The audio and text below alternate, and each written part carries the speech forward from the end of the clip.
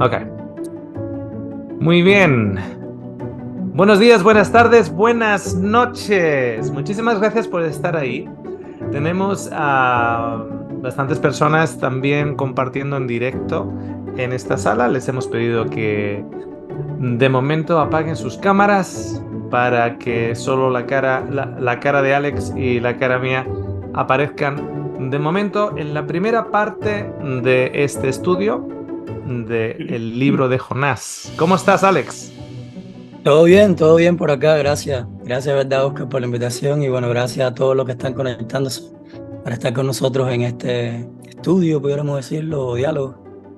Ajá, estudio o diálogo. Aquí son las 5 de la mañana, hora australiana, y allá en donde estás tú es El mediodía, las 12 del eh, mediodía. las 12 del mediodía. Increíble, increíble la tecnología, porque tú estás las 12 del mediodía del sábado, yo ya estoy a las 5 de la mañana del domingo. Entonces, si tú fueras judío y yo fuera judío ortodoxo, tú todavía no podrías ni encender la luz de tu casa, ni encender la computadora, y yo, sin embargo, ya podría ir al supermercado, al 7-Eleven y tomarme un chocolate caliente a la Lo bueno es misma que hora. ninguno de los dos somos judíos, entonces. Ok. Como decía, tenemos un grupo de gente en directo aquí conectados también, que luego espero que en el diálogo que tengamos más completo con ellos puedan encender las cámaras más adelante. De momento nos van a tener que ver a los dos feos del barrio, a Alex y a Oscar. Y vamos a estudiar la primera parte del libro de Jonás, que en principio eh, sería el primer capítulo, en un libro que nos lo ha puesto bien con 4 capítulos. ¿Qué te parece, qué te parece, Alex, si lo leemos? Leemos el capítulo y vamos extrayendo lecciones. ¿Te parece bien? Claro, claro, buenísimo. Ahora, antes de comenzar, yo sé que estoy seguro que tú y yo estamos en la misma página, porque Ujú, nos conocemos lo suficientemente bien. ujú. Pero creo que sería bueno aclarar a las personas que el objetivo de este estudio no es encontrar la última Coca-Cola del desierto ni nada por el estilo, ni traer la última novedad en cuanto al libro de Jonás, y lo último que se ha encontrado, la revelación máxima del libro de Jonás, o la gran verdad del libro de Jonás, la manera que hay que interpretar el libro de Jonás, ni nada por el estilo. Así que si eso es lo que ustedes piensan que van a encontrar en este estudio, en esta charla, creo que se equivocaron de lugar o de reunión. Porque el objetivo, como estaba diciendo al principio, es más bien un diálogo, o sea, es generar preguntas, cuestionamientos y conversar sobre diferentes cosas que aparecen en el libro de Jonás y que nos pueden llamar la atención, hacer muchas preguntas sobre muchas cosas que siempre hemos creído, por ejemplo, y también encontrar cosas prácticas que podamos aplicar en nuestra vida diaria. Pero más bien ese es el enfoque del estudio o de la charla de hoy, ¿no? Claro, claro, claro. Y fíjate, Alex, que en el canal tenemos un estudio titulado 100 años sin Biblia. 100 años sin Biblia, que hablamos de la época de Jesús en adelante y posterior con Pablo. Y en realidad decimos 100 años por el título, pero fueron muchísimo más de 100 años donde el cristianismo como movimiento, como filosofía, como manera de vivir, como relación con Dios y con el prójimo, se establece de una manera como nunca antes se había establecido y no tenían un canon, no tenían una Biblia, no estaban extrayendo esas verdades de un estudio sistemático de libros en particular, de una manera de aprender la raíz griega o hebrea o aramea de ello, sino precisamente lo que Jesús dijo a sus discípulos: os dejo el Espíritu Santo, que Él os va a guiar a toda verdad. Es el Espíritu Santo que hace que el samaritano pare a ayudar al herido en la carretera. No es que él tuviera un libro en particular, que estuviera leyendo un libro en particular para pararlo. O sea, para ayudar al samaritano. Así que esto vendría a ser De pues paso, una... ¿Ah?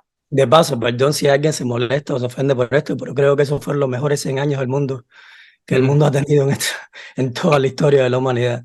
Esos 100 años que no tuvieron Biblia, pero bueno, eso será Sí, otro tema. sí, sí, sí. No, esto viene a ser pues una conversación en una cafetería. O sea, que así como otros hablan de fútbol, pues nosotros hablamos de Jonás. ¿Ok? Que al fin y al Sí, cabo, si no, si las lecciones que vayamos extrayendo, si son buenas y de mérito, si no cambian, si no tienen el poder de cambiarnos en nuestras actitudes del día a día, pues bueno, se convierte solo en una conversación de cafetería. La idea es de que algo se pueda extraer que nosotros podamos aplicar para que saliendo de esa cafetería o de este contexto que estamos en estos momentos, pues podríamos, seamos un poquitito mejores personas en el día de mañana o en el día de hoy. exacto. Ujú. Muy bien, vamos a leer. ¿Te parece que lo lea yo así lo hacemos ah, Dale. Ujú. más condensado? Lo leo, voy a leer el primer capítulo. La próxima semana lees tú el segundo, ¿vale? Dale, perfecto. Muy bien, tenemos el libro de Jonás. Dice, vino palabra de Jehová a Jonás, hijo de Amattai, diciendo, levántate y ve a Nínive, aquella gran ciudad, y pregona contra ella, porque ha subido su maldad delante de mí.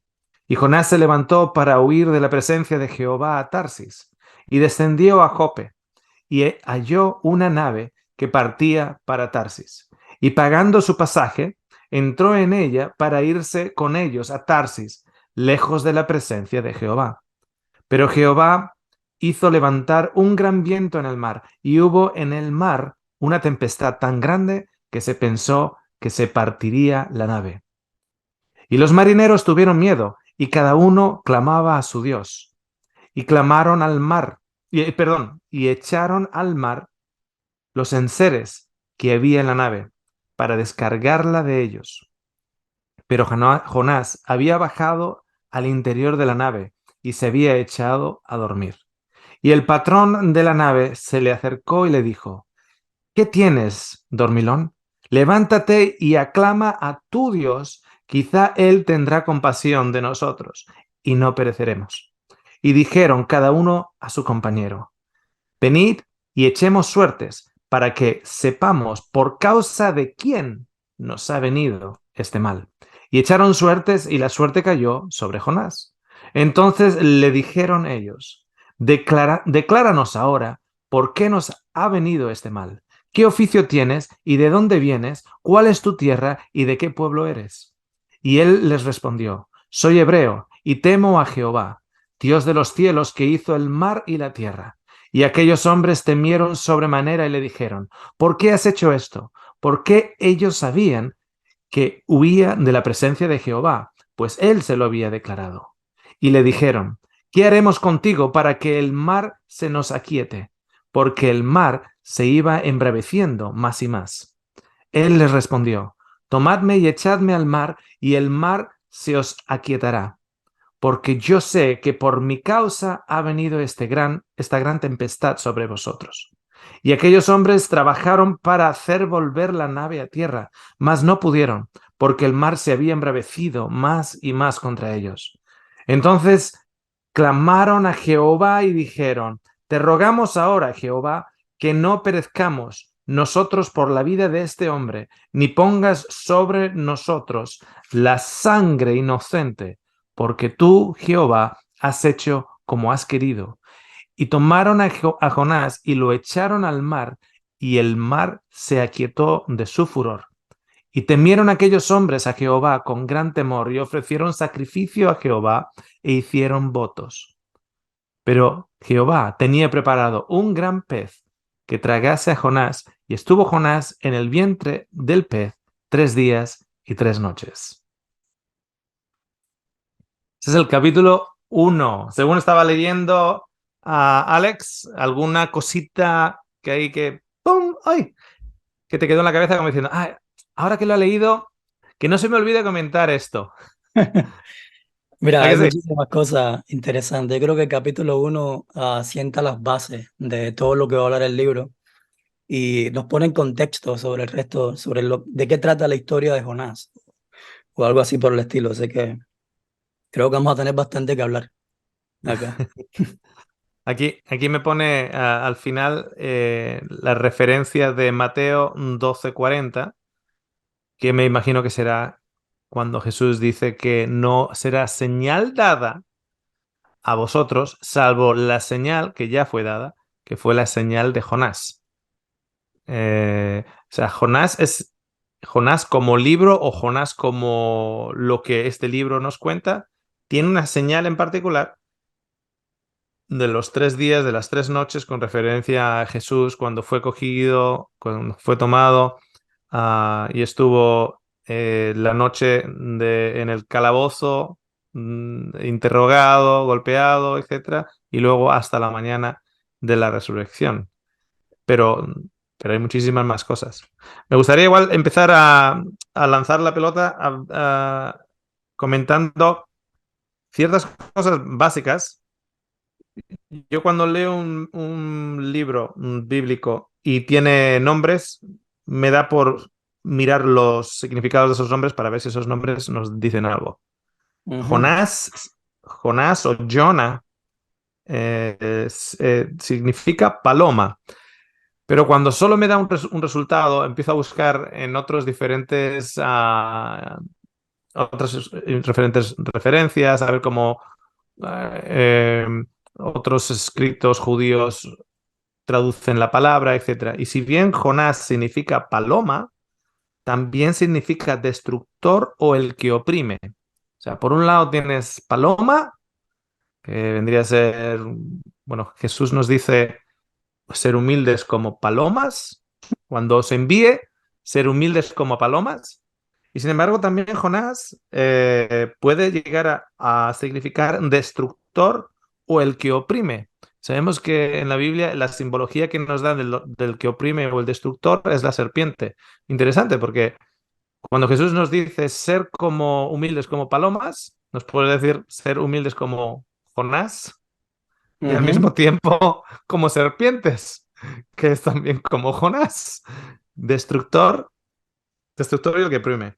Luego tenemos a Nínive, que es donde tiene que ir, y Nínive eh, significa casa del pez o casa del pescado. Casa del pez y casa del pescado. Puede ser Pero significativo o no. Eh, esto es interesante a, porque a Jonás lo lleva un pez, un gran pez, a Nínive. Para claro, salvar a Nínive, lo lleva un gran pez a la casa del pez. a Ahora la hay una casa del pez cosa, lo lleva un gran pez. exacto. Mm, No sé si te has dado cuenta, pero el nombre de Jonás aparece 2 veces nada más en la Biblia. Y ujú, las 2 veces que aparece siempre se habla de Jonás y se menciona específicamente hijo de Amitai. O sea, siempre se menciona al padre como una referencia cada vez que se da el nombre de Jonás. ujú. Y Amitai significa mi verdad. Y eso es interesante. O sea, el Mini nombre verdad. Amitai significa mi verdad. No es la Mi verdad, verdad. es mi verdad, Ajá. Ya. mi Ok. propia verdad. Y Ajá. Jonás, que es la paloma, viene de mi verdad, de alguien Ajá. que tiene su propia verdad. ¿Me entiendes? Ajá. Sí, Y sí, eso sí, es sí. algo también particular. Cuando la Biblia escribe cosas, yo me he dado cuenta que los escritores de la Biblia, según la cultura hebrea y todo eso, ellos ponen muchos énfasis en los números, en los nombres, todas esas cosas, porque tienen un simbolismo que es bien importante para ellos y ellos lo tratan de reflejar en sus escrituras. Por lo tanto, son cosas que no podemos pasar por alto cuando tratamos de entender lo que ellos nos quieren decir. Ujú. Es interesante porque él viene, es hijo de su verdad o el resultado de su verdad, ¿no? Ujú, El padre, si usamos la palabra del padre. Y tengan en cuenta que si estas palabras estuviéramos usando o lo estuviéramos hablando en hebreo, en este hebreo antiguo, la palabra Jonás aparecería, pero como parte de una frase, no como un nombre, no como un nombre, sino si usáramos la palabra paloma que viene de su verdad, estaríamos usando el nombre de Jonás y el nombre de su padre como parte de una frase y no como nombre, sino como parte de la frase en sí. Ujú. Y el Jonás que viene con su verdad, entra con su verdad, porque es Jonás de su verdad, ¿no? Jonás del nombre de su padre. Am, te das cuenta que cuando están ahí en la nave, en el barco, cada uno clama a su Dios, cada uno clama a su verdad Exacto. para, para ser rescatado. Entonces él tiene Ujú. su verdad, los marineros tienen sus dioses, cada uno entra ahí con su verdad. Ok. Am, tenía aquí también Tarsus, alabado o emplumado, pero también Tarsus, eh, que es donde, o Tarso, donde está yendo, significa alado o emplumado, pero también significa precipitar fuerza o fuerza que precipita, duro, dureza, severidad y algo que te rompe. Es interesante porque está de camino a un lugar donde va a ser roto o está de camino a algo donde se está endureciendo él o se está endureciendo de corazón. No sé, podríamos extrapolar y simplemente es interesante que cuando haya nombres o direcciones nos acostumbremos un poquitito para saber qué significan y por qué esos nombres están ahí. Eh, Alex, cuéntanos un poquitito de la tradición judía de quién era Jonás, dentro de la tradición. Sí, mira, antes de entrar a eso, me llamó la atención lo que estabas diciendo de Tarsis, porque lo Ujú. primero que dijiste es que Tarsis significa alado o algo así, ¿verdad? Alado o emplumado, sí. O emplumado. O sea, que Entonces, tiene ponte a alas o en pensar, plumas, sí. Jonás, su nombre significa paloma primordialmente, y está Mm, yendo a un lugar que significa alado o emplumado. O sea, si te pones a pensar es como un sinónimo de paloma o de ave, mm, ¿me entiendes? O ujú, sea, podemos decir que Jonás estaba yendo al lugar donde se sentía cómodo, o a su casa, ujú, por así decirlo, al lugar donde se sentía cómodo él. Sin embargo, la experiencia o lo que narra la historia es que Dios lo manda a la casa del pez, en un pez, o sea, al otro lado opuesto. Jonás como mm, paloma está en el aire, sin embargo Dios a través del agua lo manda a otro lugar o al lugar del agua. Y son ujú. dos cosas bien opuestas lo que vemos acá. Ahora, lo que estabas diciendo antes de entrar a lo que es la tradición judía, quizás tú me puedes corregir en esto, pero en mi experiencia, por lo menos dentro del cristianismo, yo veo como, pudiéramos decir, tres puntos fundamentales o tres, o según la perspectiva del cristianismo del libro de Jonás, o el enfoque que el cristianismo le da al libro de Jonás, puedo destacar tres puntos. Y el primero es, Jonás no quería ir a Nínive porque los odiaba y no quería su salvación. O sea, yo estoy Mm, seguro que todos hemos escuchado eso en alguna prédica del libro de Jonás. O sea, ujú, Jonás no quería ir a Nínive. Él sabía que Dios iba a salvar a Nínive, por lo tanto él no quería ir a Nínive porque él odiaba a los ninivitas. Entonces, muchas veces se explica el background de los ninivitas. O sea, los ninivitas eran personas que atacaban constantemente a los israelitas, los masacraban, los empalaban, eran bárbaros, eran asesinos, todo ese tipo de cosas. Por lo tanto, Jonás tenía muchos motivos para no querer salvar a los ninivitas. Ese es un enfoque que siempre le damos o que siempre conocemos en la perspectiva cristiana del libro de Jonás. ujú, Otro enfoque que yo siempre veo en la perspectiva cristiana del libro de Jonás es que cuando Dios manda, se obedece y punto. O sea, Dios te mm, manda a un lugar o Dios te da una orden y tú no la cuestionas, tú simplemente la obedeces. No hay discusión. No hay yo pienso lo contrario o yo creo que debo hacer esto. No, mandato de Dios se obedece, punto. O sea, el enfoque es obediencia estricta. mm, Esa es otra cosa que podemos sacar del libro de Jonás o que siempre se enseña dentro del cristianismo en el libro de Jonás. Y la última, por lo menos para mí, es que en la vida hay dos opciones. La primera, te arrepientes de tus pecados para que Dios te perdone y te dé vida. O la segunda opción es, no te arrepientes de tus pecados para que Dios te condene y te destruya. mm.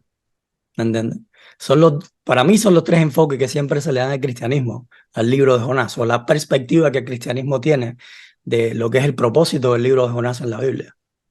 Sí. Sin embargo, cuando vemos el enfoque judío, es completamente diferente, podríamos decirlo. Cuando nosotros vemos el enfoque judío, a grandes rasgos, por decir así, la the big picture, la imagen grande que tiene el judaísmo acerca del libro de Jonás, es que Jonás no quería ir a Nínive porque sentía vergüenza de su pueblo. Y eso es algo completamente diferente. No tiene nada que ver de que Jonás no quería ir a Nínive porque no quería salvar a Nínive y porque los odiaba, Mm, sino porque Jonás tenía vergüenza de su pueblo y él no quería ir a Nínive. Y el contexto o la idea detrás de esto es que Jonás temía que si predicaba arrepentimiento en Nínive, había un gran chance, una gran oportunidad de que ellos se arrepintieran y Dios los bendijera. Ahora, ¿qué pasaba con esto si Dios bendecía a Nínive o Dios salvaba a Nínive? El problema con esto es que Dios constantemente le estaba pidiendo a Israel que se arrepintiera y ellos seguían en sus pecados. Por lo tanto, Dios usaría el arrepentimiento de Nínive en contra de Israel. Y eso era lo que no quería Jonás. O sea, Jonás constantemente y todos los profetas del pueblo de Israel constantemente fueron llamados a predicar arrepentimiento para Israel. Y mm, todos sabemos la historia, porque la Biblia constantemente lo cuenta, la historia de Israel, de que Israel constantemente hacía lo que le daba la gana. O sea, Dios le pedía que se arrepintiera, Israel no se arrepentía, seguía con los dioses, seguía con 20.000 cosas, todo lo que quería hacer ellos. Sin embargo, acá el temor de Jonás, y él estaba seguro de que si predicaba arrepentimiento en Nínive, ellos se iban a arrepentir. Ellos iban a escuchar el mensaje de arrepentimiento, se iban a arrepentir, Dios los iba a perdonar, los iba a bendecir. Y entonces, ¿cómo quedaba el pueblo de Dios, que era pueblo de Dios? Sin embargo, nunca escuchaba el mensaje de arrepentimiento, nunca se arrepentía y por lo tanto tenía las maldiciones de Dios. mm, ¿Me claro. entiendes? O sea, los que estaban mal en los malos caminos era el pueblo de Dios. Y Nínive iba a ser utilizado por Dios como una lección objetiva, como diciendo, fijaros estos, que, que ni me conocen. En el momento en que yo soy predicado, ellos cambian sus caminos. Y ustedes que se supone que me conocen, se supone que son llamados por mi nombre, tienen caminos peores. Ujú. Y es interesante, como dices tú, porque lo que se nos ha contado es precisamente lo opuesto. Lo de no, lo de no, o sea, no estaba yendo por lo malo que era Nínive y lo puro que somos nosotros. Exacto. Esta perspectiva que acabas de contar, que es la perspectiva judía, es la que no se cuenta. Y sin embargo es la perspectiva que Jesús cuenta luego durante los evangelios cuando habla de que no fueron las judías dentro de Israel las que o sea, las viudas dentro de Israel las que se arrepintieron o las que ayudaron al profeta Elías, etcétera, sino la viuda fuera de Israel no, y no fueron los de Israel los que se arrepintieron, sino Ninive que se arrepintió, etcétera. Entonces Jesús mismo está usando precisamente ese mismo argumento. Ese mismo argumento. Fijaros vosotros que vais de que seguís o sois llamados por mi nombre. Qué curioso. Qué maldad le aparece a Jonás, o qué egoísmo, qué egocentrismo de decir, para que no me venga la pelota por el otro lado, no voy a ir porque yo ya le tengo pillada la jugada a Dios. De hecho, sabemos, y ya lo hablaremos en el cuarto programa, que al final él dice, yo no quería ir porque yo sabía que se iban a arrepentir. O sea, Jonás no quería ir porque sabía que se iba a arrepentir. Es Ujú. interesante porque cuando tenemos aguas y paloma, esa combinación que es lo que ocurre con Jonás, tenemos una paloma sobre las aguas, tenemos, y luego es enviada esa paloma al lugar del pescado o al lugar de los peces. Tenemos por lo menos símbolos de referencia con el diluvio, donde la paloma es un símbolo que se ha utilizado desde entonces como un símbolo de paz, que viene ahí con la hojita del olivo en la boca. La paloma viene con un símbolo de paz. Y sin embargo, Lo esta menos palomita, que trae Jonás es paz. lo menos que trae es paz, no quiere. Van a ser todos quemados, van a ser todos destruidos. La palomita esta no venía con intención de paz, para No, nada. esta paloma parecía más dragón que paloma, ¿no? Sí, sí, venía más como de destructor y de opresor. Es curioso. Cuando tú Otra tienes cosa, cuando tú tienes una oveja vestida de lobo, o un lobo, perdón, un lobo vestido de oveja, vemos ahí que le dice, a ver, es un hipócrita. ¿Por qué? Porque es un lobo, pero está vestido de oveja. Sí, pero esta paloma es destructora. Eso también es hipocresía. Claro, Es como un lobo ovejero, una paloma destructora, ¿no? La paloma es el símbolo de la paz, no de la destrucción. O sea, que llevó su hipocresía hasta las últimas consecuencias. Se enojó incluso al final. claro. Perdón, te corté. Cuenta, cuenta. Bueno, algo que me llama la atención de esta perspectiva judía acerca del libro de Jonás es que tiene mucho que ver con lo que Jesús predicó constantemente en los evangelios.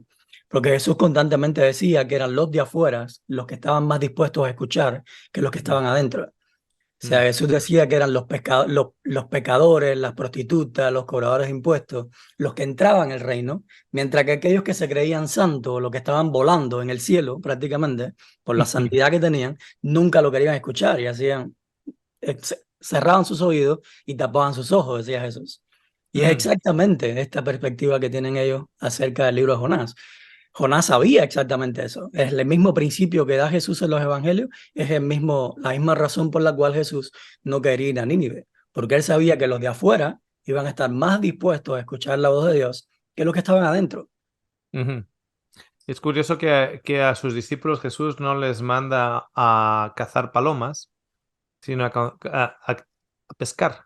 Ujú, Los también, manda, los manda a pescar para llenar. Cuando uno no piensa en la nueva tierra como el lugar de los peces, pero si nos hace pescadores de hombres o pescadores de la humanidad, podríamos decirlo mejor escrito, sería pescadores de la humanidad.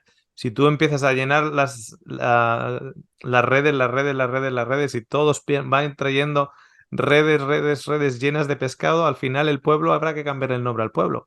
Al final exacto. es el pueblo del pescado. ¿Ese pueblo Nínive, qué es? Nínive, Claro. Efectivamente, efectivamente, es el pueblo del pescado. Tras la resurrección es pescado lo que come Jesús. Tras la resurrección en el lago de Galilea hace el último milagro con las redes llenas de pescado y ahí tiene a los dos pescados. Allá donde Jesús va es el pueblo del pescado. Allá donde Jesús va es Nínive y va a traer sanación y va a traer bienaventuranza, etcétera. El Señor crea allá donde va un Nínive, la ujú. ciudad, la ciudad del pescado, pescando hombres o pescando a la humanidad. Ya tenemos un nuevo nombre para la tierra nueva, Nínive. Ya tenemos. Y nosotros llamándole Canaán. Y nosotros llamándolo Canaán. Fíjate que en el libro de Ezequiel, cuando Ezequiel sale por el río sale del templo y empieza a mirar el río y va caminando y va midiendo el río, según el río va aumentando, empieza a ver peces y cada vez más peces y cada vez más peces y cada vez más peces y cada vez más peces.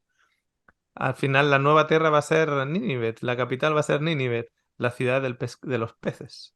La Exacto. ciudad de los peces. Qué ¿Sabe? curioso. Otra cosa de la perspectiva judía del libro de Jonás es que para ello, un profeta está expuesto a la muerte por la mano del cielo si suprime una profecía que Dios le ordena entregar. Y quizás Ujú, tú digas, esto se parece mucho a lo que es obediencia estricta, pero fíjate que ellos acá hacen énfasis que está hablando del profeta. O sea, el mm, profeta tenía un compromiso moral con Dios. ¿Por qué? mm, Porque el profeta estaba supuesto a ser la cara de Dios, es la voz de Dios para el pueblo. Pero no, si Dios le decía a un profeta, tienes que decir esto, ellos estaban supuestos a ser la voz de Dios. Por lo mm, tanto, ellos entendían de que si el profeta rechazaba, estaba en peligro de vida por la mano de Dios. mm, Pero eso no pasaba con otra persona, porque las otras personas no eran profetas o no eran la voz de Dios para el pueblo, ¿me entiendes? Mientras que mm, el cristianismo ve el mandato de Dios como algo generalizado para todos, donde todos tenemos que obedecer. No importa de dónde seamos, Dios manda, tú tienes que obedecer, todo el mundo tiene que obedecer. La perspectiva judía era, bueno, tú eres profeta, tú fuiste llamado a ser profeta, tú aceptaste el ministerio profético, por lo tanto tienes que cumplir con el cargo que se te dio o con el mm, llamado que se te hizo. Y si entonces no vas a decir lo que Dios te dice que diga, entonces tú no eres profeta, ¿me entiendes? mm, mm, Porque ese era el contexto de ser profeta, por así decirlo. Y Ujú, finalmente, lo que más me llamó la atención de esta perspectiva judía es que Jonás, ellos ven a Jonás como un anticipo de lo profetizado en Sofonías 3:9. Y Sofonías 3:9 dice, cuando llegue el momento, devolveré a los pueblos, está hablando de todos los pueblos, la pureza de labios, para que todos invoquen mi nombre y me sirvan con espíritu unánime. mm, O sea, lo que ellos entienden, incluso ellos creían que el gran pez que se traga a Jonás, o que Dios preparó, según el relato, para tragarse a Jonás, era el Leviatán, mm, lo que Job llama como el Leviatán. Y entonces ellos entendían que Jonás es como un anticipo de ese momento en que todos los pueblos, tanto gentiles como judíos, van a ser uno solo y van a adorar unánimes a Dios, o todos se van a entregar a Dios. Por lo tanto, el mismo pez que es el Leviatán que hace o que lleva a Jonás a Nínive, será el mm. mismo pez que ellos dicen o que ellos creen que Dios, que va a servir para el banquete final, cuando los judíos y los gentiles juntos adoren a Dios y van a ser alimentados con ese gran pez o con el Leviatán. El Eso es lo que Leviatán, piensan los judíos. claro, el Leviatán que es mencionado en el libro de Job como esa bestia marina ah, que prácticamente indestructible, pero sin embargo todavía bajo y habitando en las profundidades de las aguas. Ese concepto de las profundidades de las aguas que bíblicamente en el Antiguo Testamento se refiere al lugar de del abismo, lugar de los muertos, y el que reina, digamos, en ese abismo, en ese lugar de los muertos, del que precisamente cuando está en Jonás dentro de él, Jonás se identifica como y estuve muerto, estuve en la tumba todo ese tiempo, del que Jonás sale de los muertos y lo que acabas de comentar, que mucha gente posiblemente no conoce, y es precisamente esa conexión con el libro de Sofonías, de que toda nación con lenguas puras alabarán y servirán de buena voluntad o de voluntad libre al Señor. Esa es la conexión que un judío hace del libro de Jonás. Y aquellos que nos están escuchando en estos momentos ahora, posiblemente sea la primera vez que hayan escuchado el hecho de que, como, o sea, Jonás tiene una conexión con el libro de Sofonías de la restauración de todos. Claro, cuando uno ya conoce todo el contexto del libro, tiene mucho más sentido, porque claro, está yendo a una tierra supuestamente de perdidos para salvar a Israel, no a los perdidos. Los perdidos van a Ujú. entrar antes. Nínive va a entrar antes. Es para Israel que está perdido.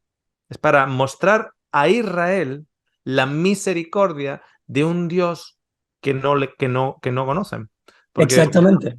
De claro, hecho, la salvación de Nínive lo que iba a hacer era revelarle a Israel la dureza de sus corazones. claro. ¿Entiendes? Que es exactamente lo mismo que vemos en los evangelios. La salvación de los gentiles, y es lo que describe Pablo en Romanos 11. O sea, la salvación de los gentiles lo que hace es mostrarle a los judíos o al pueblo escogido la dureza Ujú, de sus corazones, ¿me entiendes? claro, Y, claro. y, y Jonás también lo muestra, o sea, el libro de Jonás muestra. Son aquellos los que están más dispuestos a escuchar y los que entran primero al reino de los cielos y no los que se llaman pueblo de Dios o los que Mm. se creen pueblo de Dios o pueblo escogido. Al fariseo le decía Jesús, veréis a las prostitutas y a los recaudadores de impuestos y a los pecadores entrar en el reino primero. O sea, aquí la idea era de que Jonás no quería ir a Nínive porque estaba seguro de que Nínive iba a alzar sus manos a la salvación de Dios y que luego Israel iba a ser endurecido o su corazón iba a ser mostrado como endurecido al ver que Nínive estaba entrando en el reino de los cielos y ellos aún no. La Ujú. exposición de sus corazones. El camino de Jonás ya es un camino hacia abajo prácticamente desde el principio, porque fíjate que eh, en el versículo 2 le dice, levántate, le manda a levantarse e ir a Nínive, a aquella gran ciudad y pregonar. Y dice que Jonás se levantó, pero para huir de la presencia, y dice que descendió a Ujú. Jope. O sea, que se levanta, pero para huir, no para ir a donde le han mandado, sino para ir al otro lado. Y en lugar de levantarse, se ha levantado para descender. O sea, desciende a Jope, va al barco, dice que halló una nave que partió en esa nave. Y, ¿dónde ponemos aquí? Había, en el versículo 5 dice, a mitad del versículo 5 le dice, Jonás había bajado, es la misma palabra, o descendido al interior de la nave y se había echado a dormir. O sea, es cuando vemos, por ejemplo, la analogía de la muerte que nos da Jesús en Juan 11, cuando habla de Lázaro y dice, Lázaro está durmiendo. Entonces los discípulos dicen, bueno, si está durmiendo ya despertará. Y Jesús les aclara, no entendéis, Lázaro está muerto. Aquí podemos decir, bueno, aquí Jonás no está muerto, está dormido. Sí, pero espiritualmente está lo más profundo que puede llegar en ese momento, que luego, claro, luego es la antesala. Jopa es baja a Jopa, está de camino, un camino descendente. Baja a Jopa, va al barco y baja al barco, todavía más abajo. Y abajo se pone a dormir. Espiritualmente está muerto esta persona. Y lo que le está dando esa muerte espiritual es precisamente la falta de empatía por Nínive y el orgullo de su pueblo. O sea, el Ujú. nacionalismo de su pueblo y la falta de empatía de Nínive. Yo no quiero que Nínive se salva y Nínive salvándose, que tampoco nos tire a nosotros de las orejas porque nosotros estamos bien como estamos. Y si no, nos va a tirar a nosotros de las orejas. Nuestro faraísmo va a ser expuesto. Nuestra desnudez, yo pensando que soy un pájaro alado, y me van a desplumar. Entonces, es curioso que va abajo, abajo, abajo y se duerme, que es una antesala de la muerte. Y luego cuando lo toma el pez, el, el pez lo sumerge todavía más profundamente a las profundidades del abismo y él mismo dice, y estuve en la tumba por siempre. O sea, él ya iba de camino hacia abajo y lo que le está dando ese camino hacia abajo es la falta de empatía de que el Señor puede salvar a otros. Y Claro. no solo a otros, sino a Ninive incluso. Ahora, hay una cosa que por lo menos está en mi mente. Tú estás hablando de que desciende a Jope, después desciende al barco y después, cuando lo lanzan al agua, iba a descender hasta las profundidades. Lo Ujú, que yo entiendo es que el pez es el medio que Dios provee para que no descienda a lo más profundo que pudiera descender Jonás. ujú, O sea, el pez es lo que evita que él descienda hasta la gran profundidad del mar. ¿Me entiendes? ujú, ujú, Sí, por supuesto que el pez desciende y está en el agua, que es algo ya profundo, que es algo que está en descenso, pero aún así el pez yo pienso que es el medio que evita que él descienda hasta lo máximo, ¿me entiendes? mm, Ahora, si te mm, pones a pensar, Jonás siendo paloma, en vez de ir para arriba, lo que iba era en picada para abajo, cada vez más abajo, ¿me entiendes? O sea, en vez de estar volando en las alturas, que era como debería estar siendo paloma, lo que mm, hace es ir cada vez más profundo y más profundo y más profundo sin tener nada que lo pare. Y lo único que lo para es el supuestamente pez que Dios envía para salvarlo de ese descenso en picada completa hasta abajo. mm, sí. Fíjate que vi tiempo atrás, hace años, el vídeo de una boda en la cual habían echado, en España se echa arroz a los novios, se le echa como arroz a los novios, como un símbolo de prosperidad y buena venturanza para el futuro. Y luego iban a hacer algo bonito de soltar unas palomas. Y, pero claro, ya habían soltado el arroz primero. Sí, tiraron el arroz y luego tenían unas jaulitas ahí para soltar a las palomas. Y soltaron las palomas. ¿Y cuál es lo bonito de las palomas? Que llenen el cielo azul con la paloma blanca para arriba. y las palomas no volaron. Se abrieron la jaula y no volaron. Y se quedaron comiendo los granitos de arroz que le habían dejado, así que las palomas no querían y las espantaban para que subieran. Venga, ponte a volar, porque era lo bonito para la foto. Y las palomas no volaron. Pues un poquitito como Jonás. En lugar de subir para arriba, iba para abajo, para abajo, para abajo. Más oscuridad, además. Además, cuando subes para arriba tienes más luz. Incluso Exacto, en los días más nublados, cuanto, cuanto más subes para arriba, encuentras más luz. Eso lo vemos en los aviones. Aquellos que hemos viajado en avión, estás en el aeropuerto, hay una lluvia tremenda, pero el avión despega, empieza a subir, empieza a subir, empieza a subir, rompe esas nubes lluviosas y llegas arriba por encima de las nubes y está todo claro. Pero al contrario, cuando empiezas a descender, a descender, a descender hacia las profundidades, cuanto más te vas acercando hacia el fondo, cada vez es más oscuro, cada vez es más oscuro, cada vez más oscuro. Y fíjate dónde va la palomita. exacto. Palomita, palomita, ¿qué haces aquí? Hay algo que dijiste hace un ratito que creo que podemos extraer un principio y aplicarlo a nosotros hoy en día. Y es que si nos ponemos a pensar, Jonás vivía en un mundo religioso, por así decirlo. Él Ujú, vivía enmarcado dentro del judaísmo, dentro de la creencia de que ellos eran el pueblo especial de Dios y que eran, por así decirlo, el objetivo precioso de Dios. Eran los que tenían la salvación, la bendición, todas las cosas. Si querías ser salvo, tenías que convertirte al judaísmo, tenías que entrar dentro de nuestras creencias y todo ese asunto. Y eso lo que hacía era hundirlo cada vez más o mantenerlo más profundo o llevarlo cada vez más profundo. mm, Es cuando tú te relacionas con otras personas de otras culturas, de otras mentalidades, de otras religiones, de otro, con las personas en general. Cuando te mm, relacionas con ellos es cuando tú dejas de descender y simplemente comienzas a subir. mm, Porque el objetivo de la vida no es encerrarse en un marco religioso y decir yo soy acá y por proteger mi religión, como era Jonás, que era lo que estaba haciendo, proteger a su pueblo o proteger sus creencias o de su pueblo. Por eso es que no quería ir a Nínive para que ellos salvaran porque iba a quedar mal su pueblo.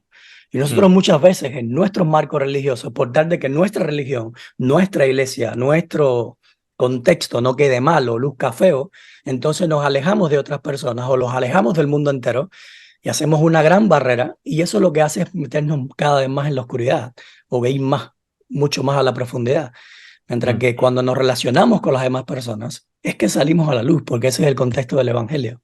El Evangelio es relaciones. Y si tú no te relacionas, no vives el Evangelio. Y si no vives el Evangelio, entonces vives en una oscuridad, metido en un hueco, encerrado, en pura oscuridad. ujú. Fíjate, una de las cosas que curiosas también es la falta de comunicación o el tipo de comunicación que tiene Jonás con Dios en el barco, con la tormenta, cuando es alzado un poquitito hacia arriba, ah, y le dicen, clama a tu Dios. Clama a tu Dios para que no perezcamos. Y él no clama a su Dios. O sea, él está dispuesto a morir antes de ir a Ninive. Porque no está clamando al Dios, no está diciendo, oye, he metido la pata, no debería estar aquí. Yo debería estar de camino en estos momentos a Ninive.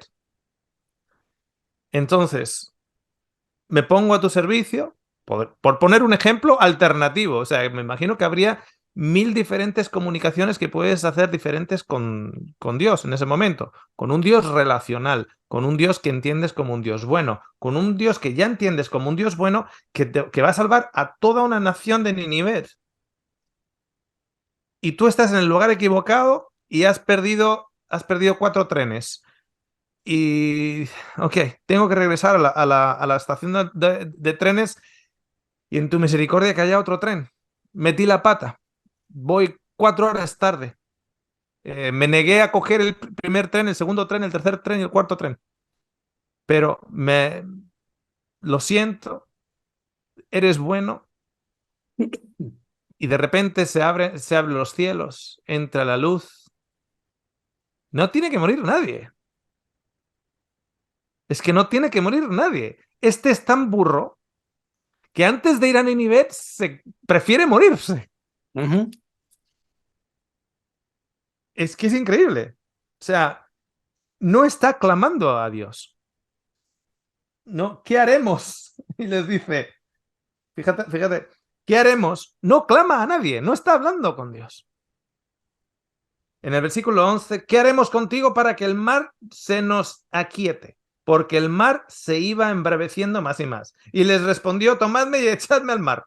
O sea, ¿qué tipo de relación y qué tipo de Dios en la mente de Jonás, que viene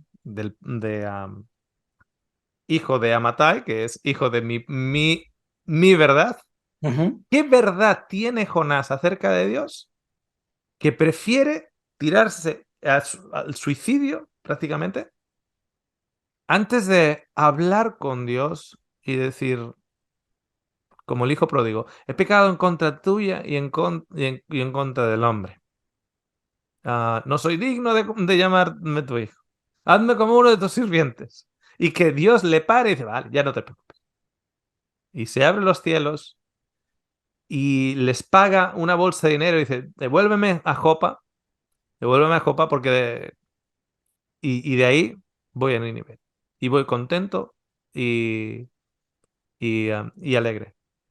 No le pidió, ni le pidió, ni le rogó, ni abrió su corazón, ni nada, sino todo un Dios sacrificial, todo un Dios de sacrificio humano en este caso. Porque si tomamos a Jonás como el modelo a seguir, que en realidad no lo es, pero si lo tomáramos como el modelo a seguir, esto es sacrificio humano. Cuando estamos hablando que los incas sacrificaban humanos, eh, y en este caso, esto es un sacrificio humano de No, una persona que encima, fíjate que según la historia, daría la impresión por esa línea de que Dios acepta el sacrificio humano. A ver, sacrificio, los incas te sacrificaban una virgen, que, no, ujú. que era pura. Aquí es un profeta cabezón, orgulloso, rebelde, que no te habla, que se está escuchando, que se está oyendo. O sea, no está limpio. No, sus cartas no están limpias. Tiene todos sus credenciales ensuciadas. Si lo usamos como sacrificio, entonces decimos, bueno, entonces también incluso desde ese punto de vista, bueno, Dios acepta el sacrificio del ciego, del animal ciego, del animal tuerto, del animal cojo, ¿no? Porque eso es Jonás. Y yo lo que veo en la historia no es que Dios lo acepte, sino que, ¿qué ha hecho Gabriel? Está ahí puesto en una madera. ¿La madera dónde? Se ha puesto la madera, estas maderitas así que te ponen ahí en el barco. ¿Y qué va a hacer el burro este? Ya se ha ido a Jopa, ya se ha ido al barco, ya iba de camino a Tarsis. ¿Qué está haciendo Gabriel? Pues señor, está a punto de tirarse al agua. Este, como no lo paro yo, se mata solo. Como no lo... A ver, pues manda un pez, manda un pez porque en su locura, es que es una locura. Porque en su locura Dios lo salva. Lo salva Mm. en su locura o a pesar de su locura. Manda un pez, Gabriel, manda un pez, porque se nos descalabra solo. ¿Okay?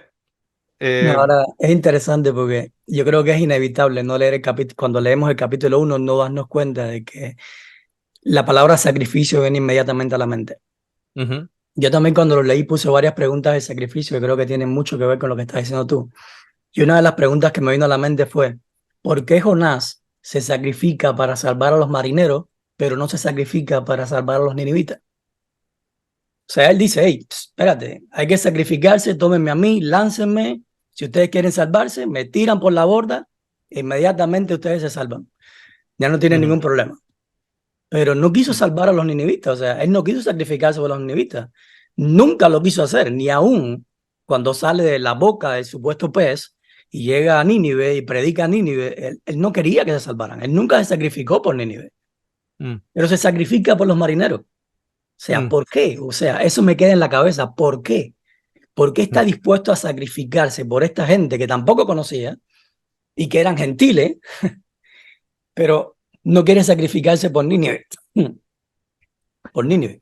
Yo me pregunto si es que se quería sacrificar por ellos o poner sobre su corona de estrellas personal un crédito para él, claro. Crédito para él. Ya me sacrifico yo por estos tres. Pero en realidad, cuando ya la persona es suicida, ¿me entiendes? Cuando la persona ya es suicida, ya no sé hasta qué punto es un sacrificio. Es como, por ejemplo, imagínate que tú tienes, que has tenido la barba por muchos años y estaba pensando o te sale una condición en la piel, un poquito de eczema por debajo, etcétera, y vas al dermatólogo y te dice, mira, hasta que se te cure esta condición, mejor que te la afeites, que te afeites la barba para que te llegue bien la crema, para que te afeites. Entonces tú ya, eso ya te ha dicho a ti el dermatólogo. Entonces tú ya has hecho en tu mente que te vas a afeitar. Entonces resulta que alguien te comenta de un desafío y ese desafío eh, recaudar dinero para el cáncer. Y aquellos que tienen barba, si se afeitan, vamos a donar $200. Y tú vas ahí con, oh, fíjate, qué gente, fíjate Alex, qué bueno es, que se puso ahí y se le afeitó la barba. Pero tú ya tenías pensado afeitarte la barba. Y encima quedas bien delante de todo el mundo, encima quedas bien. Yo creo que Jonás era suicida en ese momento. Ya estaba suicida. No tenía un corazón de me voy a sacrificar por el resto de los marineros. Este ya es suicida. Y entonces, de la misma manera que tú cogerías un crédito que es personal, ¿no? Mira, me afeité la barba, fíjate, no. Le dieron $2.000 por afeitarse la barba. ¿Habéis escuchado de Alex? Se afeitó la barba por una buena causa. Que la buena causa no era la dermatitis que tenías tal y tú ya te habías metido en la cabeza. ¿Ok? Esto además ocurrió con un amigo mío que tenía una gran melena, ya se había aburrido de la melena, y, y fue al trabajo y dijo, vamos a recaudar dinero para no sé cuánto. Y si recaudamos tal, me corto la melena. Y todos los trabajadores del trabajo empezaron a poner dinero, ta, ta, ta, ta, ta, ta, y sacó como $2.000, luego lo donaron a una buena causa, pero él ya tenía pensado cortarse el pelo. Entonces yo creo que Jonás estaba suicida. Y fíjate que en ese estado, como tú dices, prefiere sacrificarse o prefiere morir o que los mar lo traguen a ir a repartir las buenas noticias, porque vemos que el mensaje en el nivel acaba siendo buenas noticias. Eh, es como que Jesús usa mucho, como de la manera que Jesús usa la psicología revertida o reversa. ¿Ok? Entonces, cuando vemos las capas, que vamos quitando las capas, nos damos cuenta que el viaje de Jonás a Nínive es buenas noticias. No es juicio, es buenas noticias. Y, y hay gente, yo veo a gente mirando las noticias, a ver si ya viene el apocalipsis, a ver si ya vienen los eventos, a ver si es como que no se levantan del sillón a dar las buenas noticias al mundo, porque yo no me voy a ir con las prostitutas, con los drogadictos, con no sé cuánto y tal. Yo no quiero llegar a ellos. Yo quiero que ya venga el apocalipsis y que se desarrollen los eventos finales y que ya los eventos finales caigan y que todas las plagas caigan y que nosotros perezcamos en ellas, etcétera. Pero estaremos saldos. Lo que pasa es que ya estamos medio suicidas. O sea, estamos medio suicidas, estamos mirando ya los eventos de los mares y los vientos que están sueltos, como se levantaron aquí contra la nave. Que se suelten los vientos, que se suelten. Todo lo que está es suicida. Mientras no se han soltado los vientos, ¿no será mejor ir al Nínive? Ir a ayudar a Nínive, pero no van a Nínive, ya están suicidas. Muy buen punto ese. De paso, si te encuentras quien dé $2.000 porque me afecta la barba, me avisas inmediatamente. Que tienes unas buenas causas. Oye, hay algo que me llamó la atención cuando estaba leyendo el supuesto sacrificio de Jonás. Y es que si te pones a pensar, este sacrificio de Jonás tiene todas las características de un sacrificio sustitutivo. O sea, se muere uno en favor de los demás. Por la Ujú, muerte de uno, los demás son salvos. ¿Me entiendes? ujú, Ujú, y es toda la experiencia de un sacrificio sustitutivo. Pero al final, ¿cuál es la consecuencia de un sacrificio sustitutivo? ¿Qué quedó en las personas cuando pasó esto? Porque si te pones a leer la historia de Jonás, una vez que él supuestamente se sacrifica para salvarlos a ellos ujú, de la tormenta, lo que quedó, según la historia dice, fue un gran temor. claro, Un temor, pero aberrante. O sea, dice que temblaban de miedo, claro, del temor que les quedó de Dios.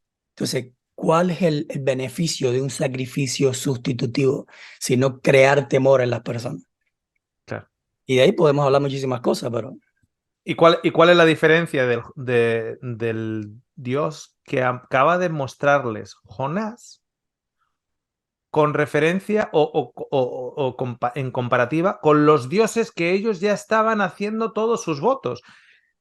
Oye, Virgencita, Virgencita, si para la tormenta, yo voy a subir el día de la fiesta al monte donde está la Virgen de Guadalupe. Estos andaban así, ¿eh? Con sus nombres, los dioses de los vientos, los dioses de los mares, los diferentes dioses que ellos tenían, ellos ya estaban haciendo votos a los otros.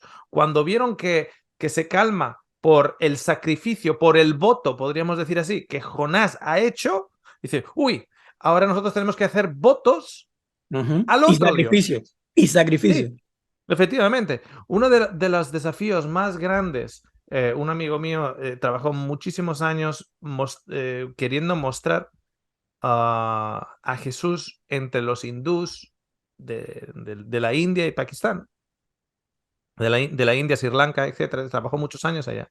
Me decía, el problema es que a ti te aceptan a Jesús hoy mismo.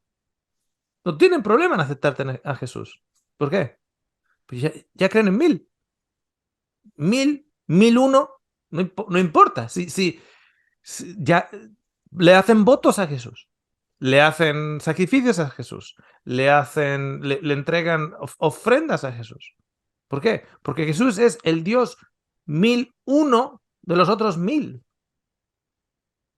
Entonces, a estos marineros, ¿qué diferencia le ha mostrado? Ninguna, porque los otros son dioses retributivos basados en tu sacrificio, ellos te van a retribuir de una otra manera. De hecho, fíjate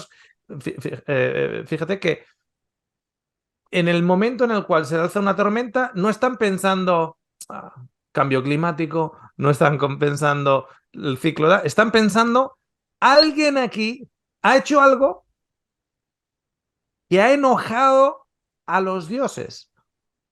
Yo no he hecho nada. Mi Dios no va a estar enojado porque yo no he hecho nada. Ah, pues el mío, pues no lo sé. Igual le puse los cuernos a mi esposa en uno de los puertos cuando estuve en Jopa. Igual será por eso. Entonces, ahí ya le van rogando a sus dioses. Le van pidiendo que les perdone, que tal, que voy a confesar a mi esposa, voy tal, ya le van comentando. Pero claro, como la tormenta sigue y sigue, sigue, sigue, sigue, dice, pues entonces, ¿qué pasa? Entonces será el de abajo. Van a buscar al de abajo y dicen, tú tienes que haber hecho algo. ¿Por qué? Por la tormenta que tenemos. Entonces ya viven en ese concepto, que es un concepto paganista, Ujú. y la manera en la cual Jonás hace calmar la tormenta hace que ellos entiendan que el dios de Jonás también es pagano, porque actúa Exacto, exactamente de la misma manera. exactamente. Ujú. Es muy Mm, cierto.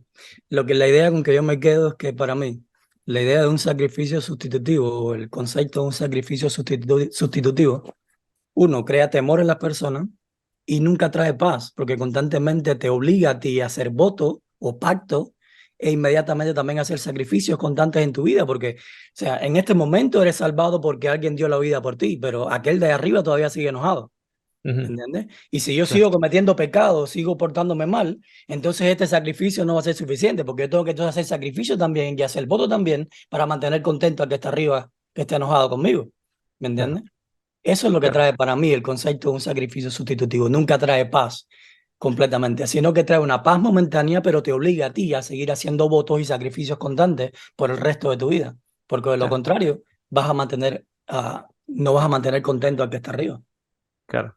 Y si tú estás en un crucero con tu esposa, pero tú has robado a tu compañía y en ese crucero se levanta una tormenta tremenda a tal punto en el cual todo se está hundiendo, pues empiezas a coger esto como un ejemplo bíblico. Dice, a ver, voy a tener que yo saltar por la borda, porque si no, nos vamos a hundir aquí todos. Llega un momento en el cual esa es el tipo de relación que tienes con Dios. ¿Ok? Ujú. Mira, llevamos una horita. Alex, lo vamos a dejar aquí para la primera parte. ¿Qué te parece? Para que no se nos alargue más y nos quede cosas de decir la segunda, tercera y cuarta parte. Ya, está bien. Solamente voy a dar la vuelta al timón si me dejas un poquitico más hasta la derecha completamente. Ya, ya, Y voy a ya, hacer un cambio de dirección solamente ya. para dejarlo pensando. Y una de las preguntas que me vino a mí mientras estaba leyendo el libro de Jonás fue esta: ¿dónde está el libro albedrío de Jonás? ¿Dónde? Mm, ¿Dónde quedó el libre albedrío de Jonás? ¿Qué hago yo con el concepto de libre albedrío al leer la historia de Jonás? claro, ¿Tenía Jonás libre albedrío? ¿Podía decidir él? Porque todo lo claro, que me muestra la historia es que yo decido por ti. Yo soy el que digo lo que tú tienes que hacer. Y tú tienes que hacerlo, porque si no lo haces, al final te desgracia la vida, a ti y a los que están alrededor tuyo. ¿Me claro, entiendes? Tú no tienes claro. libertad para elegir nada o para decidir nada. Tú tienes que Claro. hacer lo que yo digo. Ese es el tipo de libre albedrío de Pablo Escobar Gaviria. ¿Plata o plomo? Plata o plomo. Ahí está. El libre albedrío. Ujú, Si no me dejas pasar la mercancía, no me obedeces, plomo. ¿A qué me obedeces? Te bendigo. Te doy la plata, te doy la televisión, te doy el dinero para el colegio de tu niña, etcétera. Entonces resulta que ahora hemos hecho de Dios una imagen de Pablo Escobar Gaviria, que es precisamente la imagen que tenemos aquí, como comentas, del libro albedrío. Lo vamos a retomar, dejamos esa coletilla ahí abierta, lo vamos a retomar de ahí para la parte 2 la próxima semana. Vamos a cortar ahora la grabación y la vamos a retomar abriendo las cámaras de aquellos que nos están escuchando en directo